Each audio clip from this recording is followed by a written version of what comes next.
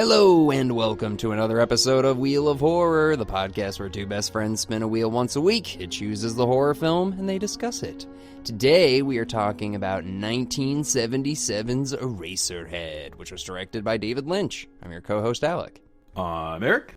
And sorry about last week. We missed last week. I was driving cross country and I'm back in Connecticut until January now. SAG strike's over. Lots of stuff's going on, so... yeah, so we're back. We're back, and this will be the last indie film we'll have to cover because we're actually, we're off the strike now, so we can get back to Friday the 13th and Nightmare on Elm Street and Halloween. It's bittersweet. It's like we're back to return to office, after COVID. Oh, God, don't That's say what it's that. like. The indie films are over. Now it's back to real films. Get back to work. If I have to go back to the office, I'm quitting my job. There's no point for you to go back to the office. So, dude, okay. This is the kind of movie where you either think it's a masterpiece or you think this is absolute trash. And I fall in the masterpiece section, but I'm curious what you think. I mean, I'm clearly missing the theme part of it, but shot for shot, it's visually stunning. I would say visually it's a masterpiece. It reminds me of Citizen Kane. The way it was shot, the music, not the music, the sound effects. But every time, even the start of the movie with the planet or whatever, and it's you go into it. I'm like, how'd they do that? How'd they do that shot? I kept asking myself that throughout the movie, and that to me is that's just flawless cinematography. Yeah, I mean, we have so much to talk about, but yeah, me too, man. Because this movie came out in 1977. It's a student film essentially, and it's just crazy some of the effects that he makes. And this is David Lynch 101. I mean, this was his first feature film, but he made a few before this that were short films, and they're similar in tone. There's one called The Grandmother, Grandma or The Grandmother, and it is horrifying. We should probably cover that. It's a short. It's only 20 minutes long. Oh, we'll do that. But it came out in 1969, and it was the thing that kind of inspired him to start doing stuff like this. And he did Twin Peaks too. That was his big other show, right? Or he's one of my favorite directors. Yeah, he has done Twin Peaks, Mulholland Drive, Blue Velvet. He did the original Dune. He did The Elephant Man. That was his next film after this. Wild at Heart, Lost Highway. He's done probably about 15 films, and he's also directed an obscene amount of music videos, a lot for Duran Duran. He is big into transcendental meditation, and he's got a school about that. Huge painter, musician. I mean, David Lynch is, to me, the definition of an artist. So if you were to watch something and not knowing it was him, you would be able to say, all right, that's David Lynch, you think? Probably most of his movies. Dune, not really. Elephant Man, not really. There are a few of his movies that are kind of a little bit more mainstream, but... Blue Velvet, if you see that, and then Mulholland Drive, there are certain ones that you're 100%. This is a Lynchian film. That's what people say that about other movies. They're oh, this is a Lynchian movie. So yeah, he's a Spielbergian. He's one of those kind of directors where he did it his way. And we can get into that about this film specifically because, this movie launched his career, and essentially... this movie was not going to get made. It took 6 years to make this movie. And this was his first feature film or whatever, right? Yeah, so he did a bunch of shorts, and then he got into AFI, the American Film Institute in LA, and he went out there, and he almost dropped out. And basically, one of the head guys there was hey, listen, write a script, a short film script, and we promise you we won't interfere. You do what you want to do. We believe in you. We think you got a lot of talent. So he wrote up a 22-page script, which was Eraserhead, and it's 22 pages, and it's an hour-and-a-half film. So the film just, he used so much visuals, and basically the school was we're done. We're getting rid of this film. And one of the headmasters said, if you don't let him finish this film, I'm going to quit the school. And that's why this film got finished, basically. There's a bunch of other reasons, too. Sissy Spacek ended up giving money to this. All of the crew, they all had second jobs to support this film. Everybody believed in this. It's really weird. And it worked out. I like that a lot. That's really cool. I mean, David Lynch was, dude, okay, so all right, yeah, there's so much. Okay, so he and his wife, she got pregnant, and that's, a lot of people say this is an autobiography about David Lynch dealing with having a new child or whatever.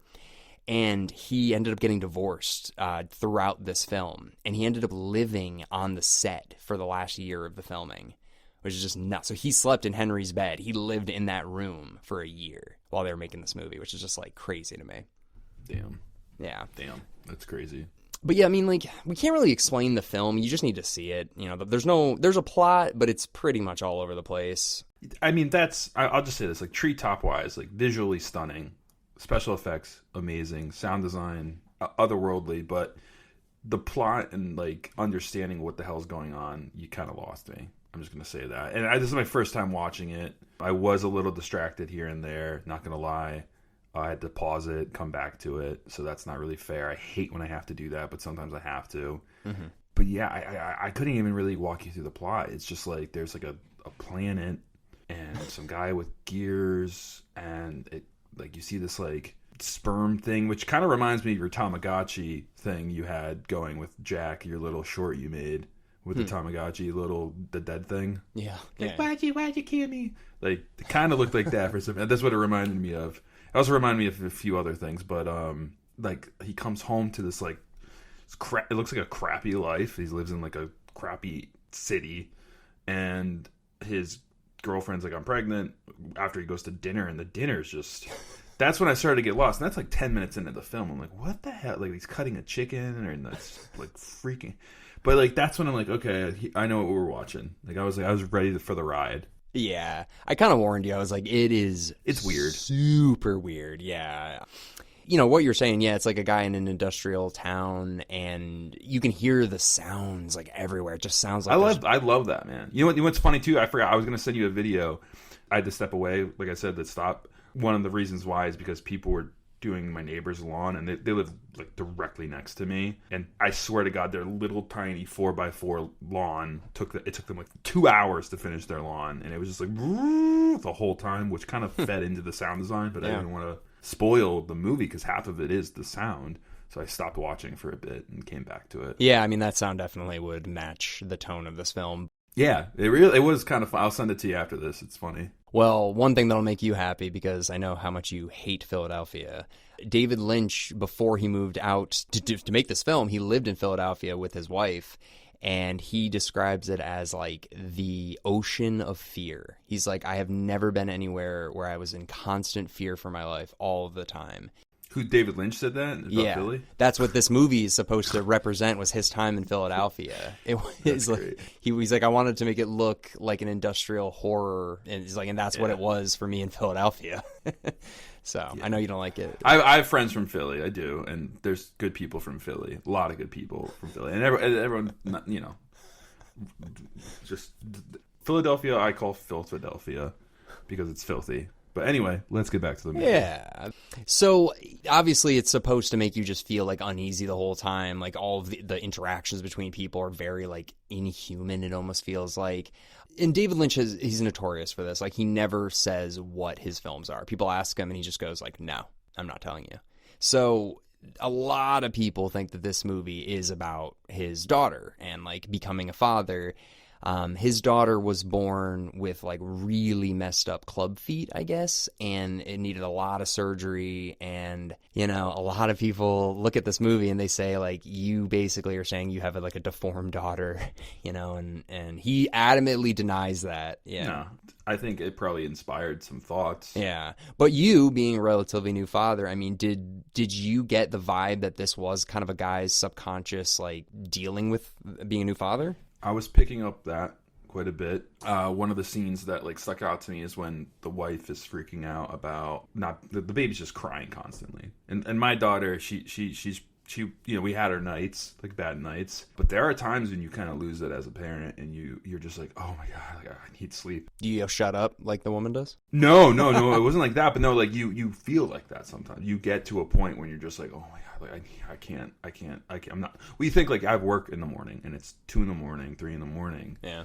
And you think about how am I going to get through tomorrow? But you just do as a parent. You just do. But you do get that feeling sometimes, like, oh my God, like. So I was understanding where they were coming from.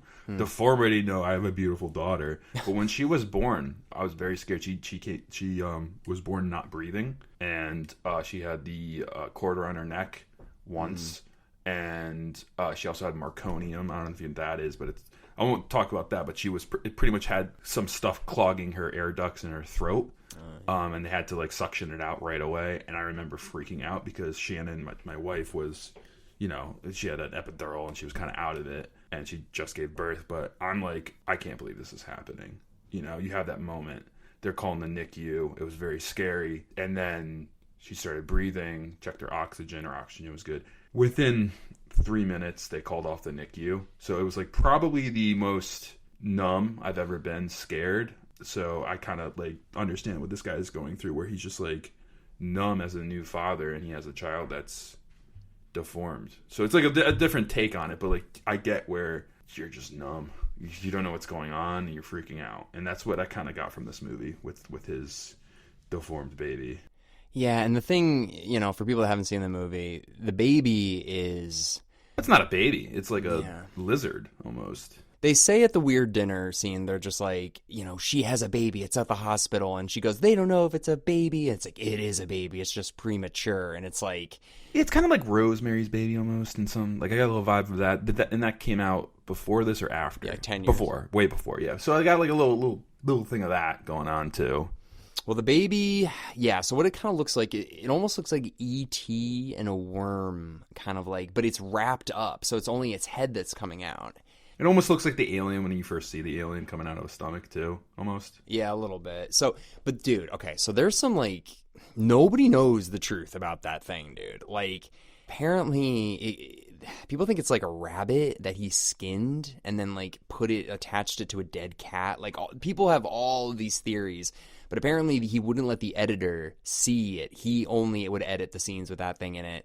And he's never talked about what it actually is. So it's like... What do people say? They think it's like a dying cat? No. They think it's like a dead rabbit that was skinned, and then like they put like animatronics in it, and like all this weird... Because, dude, look at that thing. It's very real. It looks like something you don't make. It looks like a living thing. It looks insanely real for 1977. I'm going to Google it real quick. It was, you know, this movie's $100,000. It took them years to get it done. And it's like, how did they create this thing? Like, how could they have made this thing? It just, I mean, if once you see it in this movie, it's like the thing that you remember the most, probably, because it's crying the whole time, and it just looks freaky. Its eyes look real. I don't know. Yeah, nobody knows what it is. He won't talk about it. It's his, like, secret to death. Like, he won't talk about it. But it's a freaky thing, right? The baby... Yeah, it's like almost like when the Velociraptor's born in Jurassic Park. Yeah, I know too. Like I'm just thinking of other like similar looking things, but it's. I read on Wikipedia or something. It's like a sperm. Like it says it's like a spermazoid or whatever. Yeah, like it's in the shape of a sperm.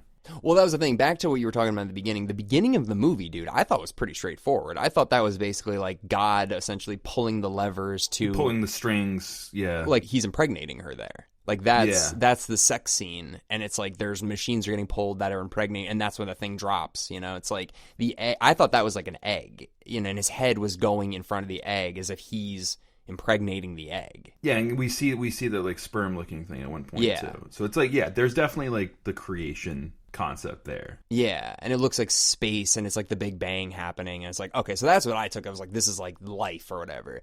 But you know, it's crazy because then the end, like the baby gets sick, and it looks like that creature that pulls the levers. It gets all like, it looks like that thing, right? Yeah, there's a lot going on, and there's like the woman with like the puffy face. Oh yeah, we'll talk about her. Yeah, there's so much going on. Where yeah. I mean, honestly, like maybe if I watched it a couple more times and read things, I know you were like, I'm gonna watch every YouTube video. Yeah, I can't figure this out. I watched a lot to try and because I just was curious what other people think. Because here's the thing: there's no wrong answer here. David Lynch has been very specific that like your interpretations are all wrong. So.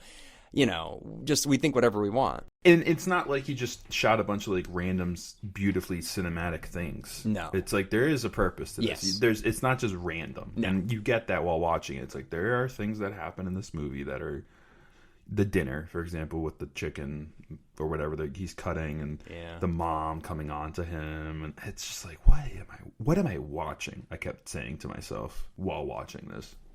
Well, David Lynch is kind of notorious for like finding the beauty in ugly and the ugly in beauty. And an example that he gave in his book is you look at a tree from a distance and it looks beautiful. Like you see it in a field and it's just this beautiful tree, and you walk up closer and the bark looks nice. And then if you just keep looking closer and closer, there's just red ants and bugs. And it's like the inside of something that looks so beautiful is just filled with bugs.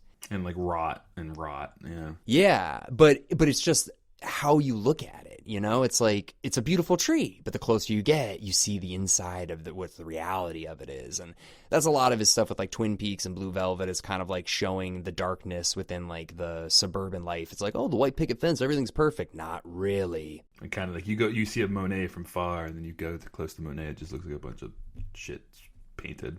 Yeah, he's such an interesting guy. And another kind of cool things about this film, so you'll probably find this interesting. After he made this movie, Mel Brooks apparently was producing The Elephant Man. And he was like, I thought Eraserhead was incredible, and I want you to do Elephant Man. So that's what led him to the next film, which was with Anthony Hopkins and John Hurt. And that movie is amazing. Did he direct that? He wrote and directed it, yeah. Okay, I was curious if he was just doing like the special effects even. He did everything. Jeez. Then the other thing, which that movie's fantastic. That movie's nuts. Yeah, we should, It's not really could a horror, but maybe. Yeah.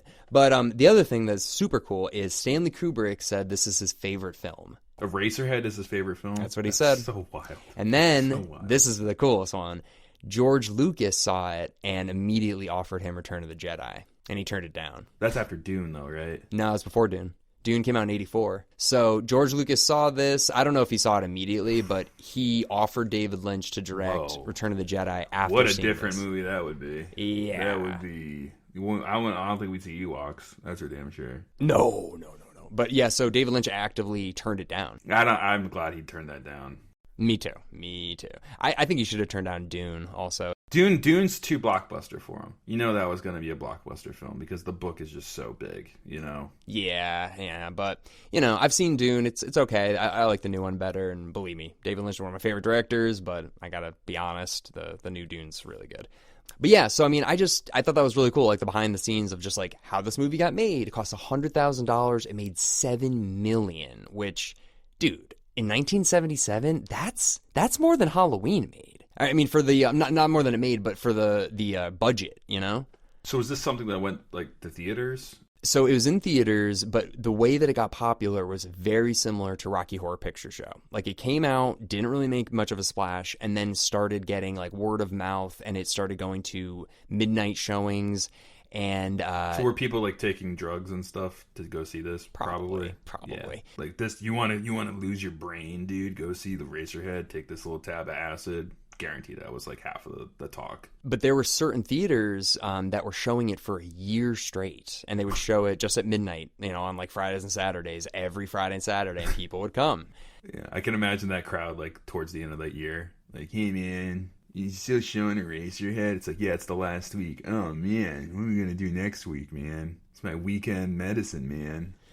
I mean, yeah, in the 70s. Oh yeah. Yeah, I felt like I was on drugs just watching this film. Yeah, this movie and 2001: A Space Odyssey are like the only two movies I can watch not high and feel high while I'm watching them. Like, they really are. Like, they're just it takes your brain someplace. Yeah. But yeah, I mean, I thought the dinner scene was just so uncomfortable. Like the dad and just like the way the dad talks, he's like, now the girls have heard this before, but my elbow broke, and it's just like. I know that kind of guy who's like doesn't have a lot of friends, doesn't talk to people that much, and like overshares things, and it's just like I don't know. There was just I saw things in people, you know, in this movie. It almost like is like primal aspects of humans that you recognize, even though they're crazy. You still can recognize some real humanity in them. Yeah, and that's why we're like kind of going along with the ride with the main character, you know. Yeah. It's like we feel a connection to him because we're also witnessing like this is wild.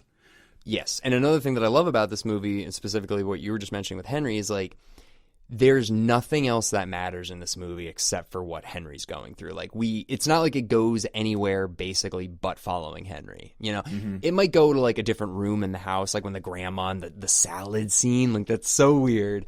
And she's like smoking a cigarette.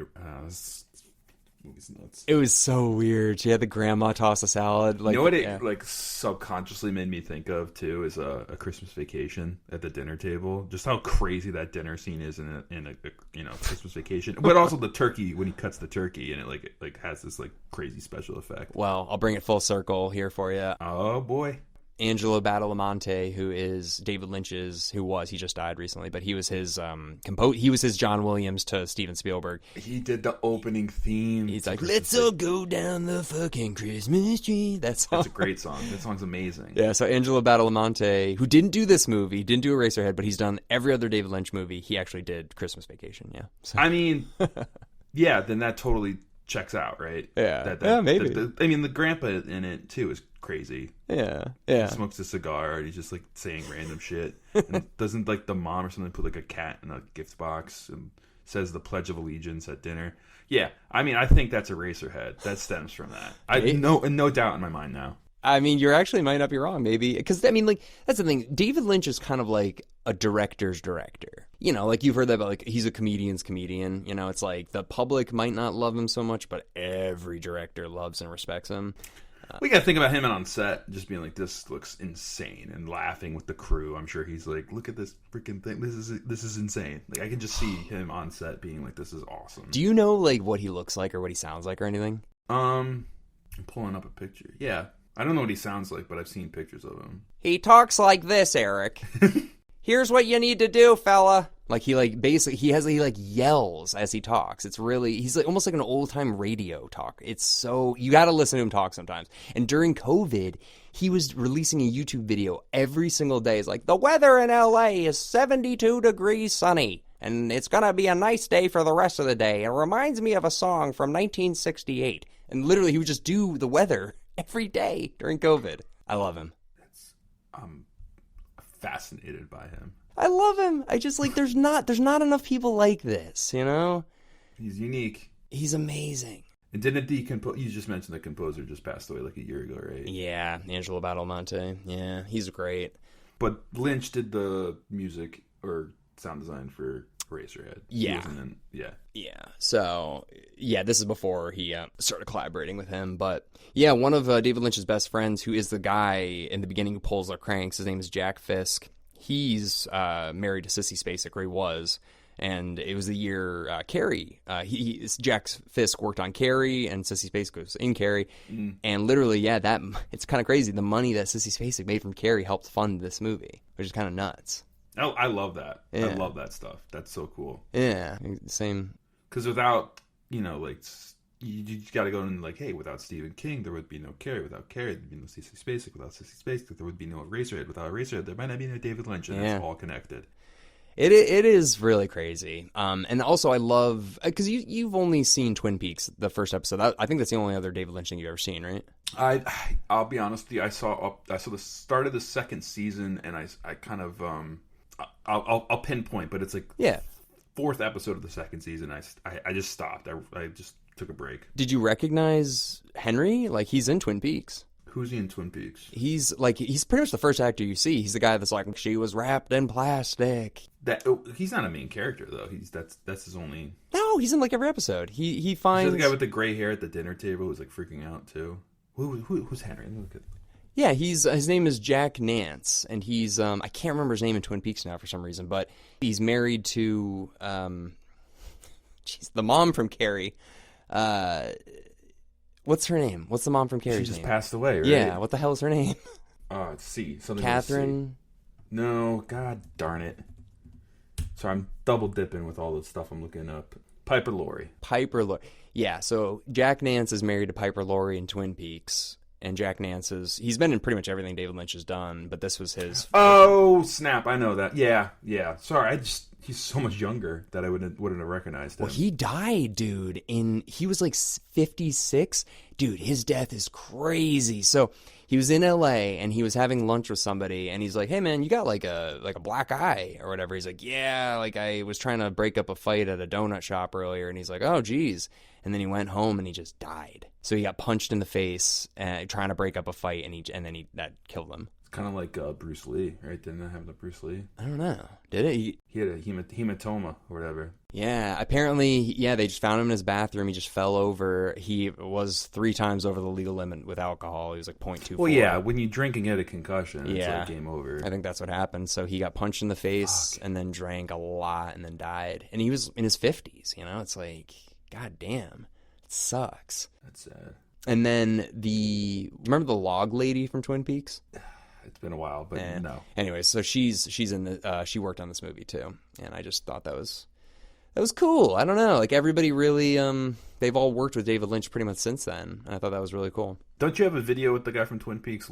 He also was Lurch in Addams Family. What's his name? Yeah, the really tall guy. He's in Doctor Sleep too. Yeah. Yeah, I got a picture with him, and it was $40 just to take a picture. And I was like, "Oh, do you take Venmo?" Nah, dude, you didn't say that, did you? You think that guy takes Venmo? Everybody else took Venmo but him. And the fucking ATM is like $8 to use it, and I was like, "All right." So, but I literally was like, do you take Venmo? And he just looked at me. He's like, no. I was like, all right. I just walked away and got money. And, you know, dude, he's so tall. He's so tall. Yeah, dude. He's a twin, too, right? We talked about him once. He's a twin, right? Is he? I don't think so. I thought you told me that once. I don't think so. He's in Twin Peaks. Oh. Yeah, he's in Twin Peaks. Oh, but really quick, we got to talk about the lady with the face. We haven't even talked about her yet. Yeah, I kind of brought her up, but what's Well, I mean, that's a huge part of the movie. Like, so like there's the radiator every once in a while in Henry's apartment just starts like lighting up, and then it goes into this like stage, and there's a woman down there who has like, I don't even know it's like oatmeal on the sides of her face that makes her look like chipmunk cheeks, and she sings the song like Everything is Fine in Heaven. And she just, like, it's just so weird and bizarre. And that scene's, I can't even. What do you think the meaning of that was? I don't have any idea. If you had to, like, pick something, do you think, like, isn't she also stomping out, like, those sperm things? Yeah, so here's what I think. I think it's him fantasizing about another life, like another woman who's, like, not getting pregnant and is killing the babies or something. Like, you know, like somebody, like another woman. That's what I think it is. Because he hugs her. He like goes up and hugs her, right? And then she's singing these songs, and she's like, all those like sperm things are dropping on her, and she's stepping on them and crushing them. So it's like, is it another woman that he wants? Like, or is it like an abortion thing? Like maybe the thing's better off dead and everything's better off in heaven for these things? That could be. That sounds good. I'll just crap that out. I don't know what I'm talking about. That does sound good, though. That everything's better in heaven, and that's the thing. I mean, he does kill his baby. Yeah, he does. Yeah, so that's kind of. And there's that scene too when the baby's like sick, or whatever. It's not even a baby, but like the thing is sick. Yeah, and it looks like the creature in the beginning, pulling the levers. Right at the end. Too. Yeah. Yeah, and he stabs it, like he cuts open its like wrap bandages, and then he stabs it. But the other thing too that we haven't really talked about is the neighbor. This next door neighbor is this like kind of like seductive woman who's still alive, by the way. And he goes up to her, and like they have sex. Yeah. But it like the bed turns into like a pool, and they like sink into it, and then her hair like rests on top. It's so weird, dude. It's like hard to look at. But her hair like eventually like goes into the pool of the bed. It's so weird. But dude, the scene that I think scares me the most though is when she's standing in the doorway. She looks like Pazuzu from The Exorcist. Like, yeah, no, that was scary. That wasn't yeah. Just the silhouette of her face, basically. It's like, you know, it's black and white, and it's like showing the shadows of like just her face, and she's acting so weird. She's like, it's so late, I locked myself out. Like, not even like saying it. She's just so fucking weird. But yeah, so she comes in, they have sex, the baby's there. It's just so weird. Eraserhead, just the name. Like, I think the ending with all like the eraser shavings, like that's where the name. I just don't know the meaning. Like, is he like erasing the baby? Is he erasing life? What is Eraserhead? What's the meaning to you? I mean, there's so many ways you could look at it. It's like his hair. He looks like he has an eraser for a head because of his hair. Like kid and play hair. Yeah, he has like he has that. And then there's also like there's that scene where the kid like where his head pops off and the kid brings it to the factory and they make his head into an actual eraser. Like, I mean, yeah. I mean, that's. But what's the meaning of that? I don't know. I think you're right. It's like erasing your past, and like, because I think what it is in the beginning, it's like all of those stars like that are there. That's like the eraser dust. It looks like kind of. I don't know. Yeah, I think another take. This is all the people taking LSD and going to see this in the theaters in the 70s or whatever. They're also erasing their brain cells, so maybe they're erasing their heads in some way when they go to see this film. So maybe that was the point of the movie. I don't think that's it, bro. I've seen some weird movies and stuff. This is one of them.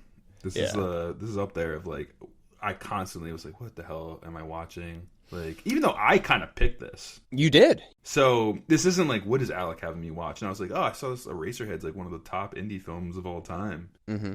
And you're like, yes, we are watching that. Yeah, I didn't even think it never crossed my mind. I had no idea it was going to be like this.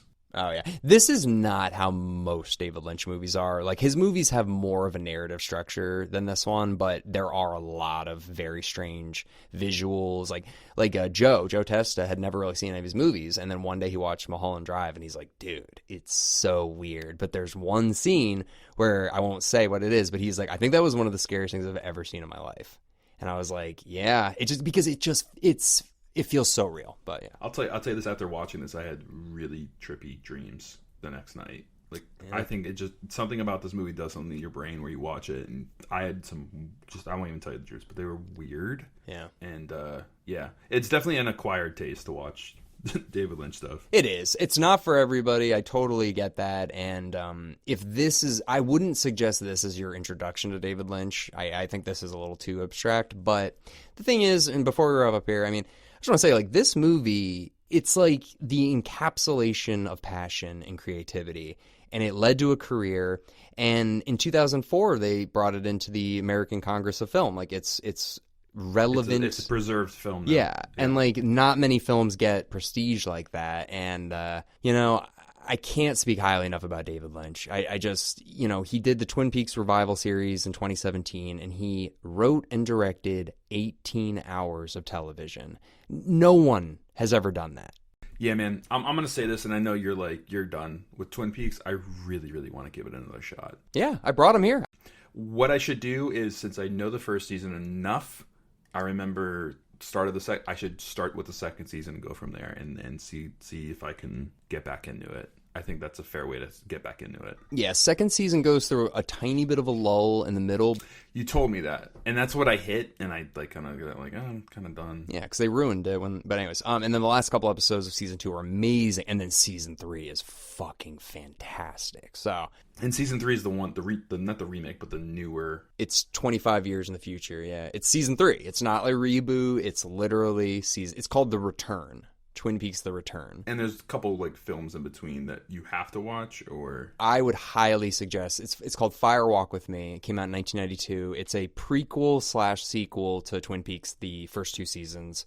But if you're going to watch season 3, you have to watch Fire Walk with Me. Yeah. A lot of people say that he only made season 3 to make people watch Fire Walk with Me because it wasn't successful when it came out. And he's like, this will force them to watch it. This will do it. Go watch this film. 30 years old. Yeah. Well, that movie's great. It's got David Bowie. It's got Chris Isaac. It's got Kiefer Sutherland. It's got Kyle MacLachlan. Everybody from Twin Peaks is in it. But anyways, all right, let's wrap up. Yeah, let's wrap up. All right. Well, everybody, we don't have a wheel to spin because now we need to make one with the strike being over. So we'll put that on Instagram and Twitter this week. But or X. Sorry, X. And Alec. X. All right. Sorry. And well, thank you everybody for listening into our discussion on Eraserhead, and we'll see you next week with something that's a studio movie. Woo! Strike's over. Woo!